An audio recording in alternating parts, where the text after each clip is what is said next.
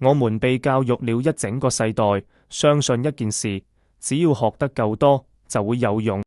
但喬布斯的一生，幾乎是在反住證明這件事。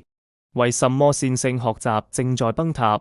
在工業時代，你可以先學 A， 再學 B， 等10年後，這套知識仍然有效。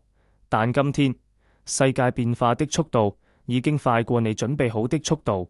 Naval 月在篩時代，擁有無數磚頭卻沒有藍圖的人，最終只會被磚頭埋葬。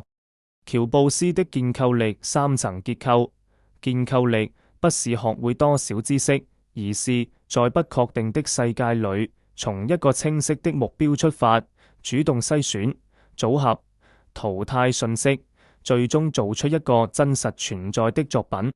第一層，目標先行 Vision First。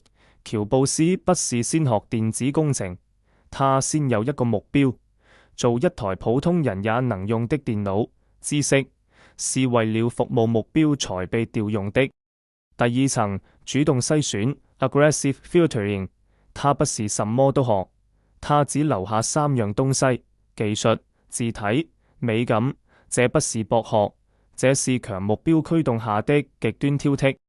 第三層，作品落地 Make it real。在喬布斯的世界裏，沒有作品的學習等於沒發生過。普通孩子如何複製建構力？工具1，逆向目標 Reverse Map。我給你一個真實對比：一個孩子學了3年英文，考試拿100分，卻不敢跟外國人打招呼；另一個孩子為了通關一款英文版生化危機遊戲，兩內學會了500個單詞，還熟記所有戰略指令。請問誰才是真正的建構者？第二個孩子，因為第二個孩子先有目標，再調用語言。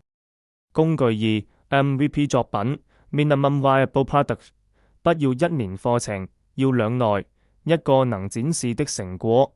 作品不是獎勵，作品本身就是學習過程。工具3品味訓練 Taste Calibration。喬布斯說過，品味不是天賦，是反覆選擇訓練出來的。在 AI 時代，平庸的產出是免費的。